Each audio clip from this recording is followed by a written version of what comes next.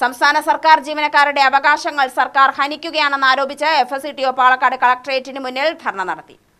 സാമൂഹ്യ സർവീസ് മേഖലകളിൽ ജനവിരുദ്ധ നയം നടപ്പിലാക്കി വിസ്മയം തീർക്കുമെന്ന മുന്നറിയിപ്പാണ് VD സതീശൻ സർക്കാർ നൽകുന്നതെന്ന് ധർണ ഉദ്ഘാടനം ചെയ്ത NGO യൂണിയൻ സംസ്ഥാന പ്രസിഡന്റ് MA അജിത് കുമാർ ആരോപിച്ചു. കേന്ദ്ര സർക്കാരിന്റെ കോർപ്പറേറ്റ് നയം തന്നെ തുടരുമെന്ന സൂചനയാണ് ബജറ്റിലെന്നും അജിത് കുമാർ പറഞ്ഞു. പ്രതിപക്ഷത്തിരിക്കുമ്പോഴും പ്രകടന പത്രികയിലും പറഞ്ഞ കാര്യങ്ങൾക്ക് വിരുദ്ധമായാണ് സർക്കാർ ധവളപത്രത്തിൽ നൽകിയ സൂചനകൾ. ജീവനക്കാരുടെ അവകാശങ്ങളിൽ വിസ്മയം തീർക്കുമെന്ന് ആവർത്തിച്ചു പറഞ്ഞ സർക്കാർ ലീവ് സറണ്ടർ ഉൾപ്പെടെയുള്ള കാര്യങ്ങളിൽ മൗനം പാലിച്ചു. ഇടത് സർക്കാർ അധികാരത്തിലിരുന്ന 10 വർഷങ്ങളിൽ മാനദണ്ഡങ്ങൾ മാനിച്ചും പാലിച്ചുമാണ് സ്ഥലമാറ്റവും പ്രമോഷനും ഉൾപ്പെടെയുള്ള നടപടികൾ നടത്തിയതെങ്കിൽ സർവീസ് മേഖലയിൽ രാഷ്ട്രീയ പകപോക്കലാണ് ഇന്ന് നടക്കുന്നത്. ജീവനക്കാരുടെ അവകാശങ്ങൾ കവർന്നെടുത്തില്ലാതാക്കി വിസ്മയം തീർക്കാമെന്ന VD സതീശൻ സർക്കാരിന്റെ മോഹം നടക്കില്ലെന്നും അജിത് കുമാർ പറഞ്ഞു. ജീവനക്കാരുടെ മേഖലയിൽ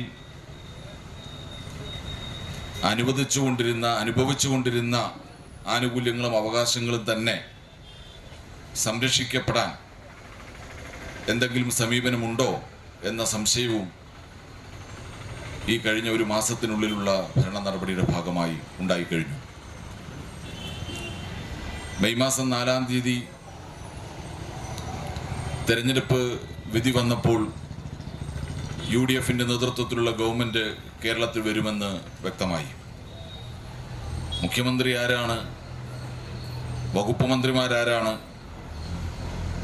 അവർ തെരഞ്ഞെടുപ്പ് കാലഘട്ടത്തിൽ കഴിഞ്ഞ 10 വർഷം ജനങ്ങളുടെ ഇടയിൽ പറഞ്ഞുകൊണ്ടിരുന്നതും പ്രകടന പത്രികയുടെ ഭാഗമായി മുന്നോട്ട് വെച്ച കാര്യങ്ങൾ എന്തെല്ലാം ചെയ്യാൻ പോകുന്നു എന്നെല്ലാം പിന്നീട് അവർ വ്യക്തമാക്കേണ്ടതാണ്. അത് വ്യക്തമാക്കാനുള്ള ഭരണഘടനാപരമായി അവർ ചെയ്യേണ്ട നടപടിക്രമങ്ങളുണ്ടല്ലോ. ആ നടപടികളിലേക്ക് നീങ്ങിയപ്പോൾ ആദ്യം മെയ് മാസം 29-ാം തീയതി നയപ്രഖ്യാപനം വന്നു.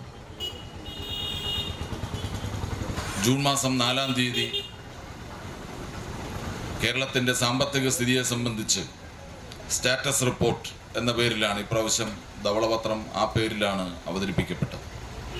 NGO യൂണിയൻ ജില്ലാ പ്രസിഡന്റ് K അജില അധ്യക്ഷത വഹിച്ചു.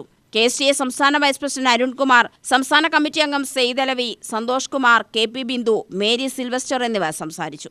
UDV news, Palakkad.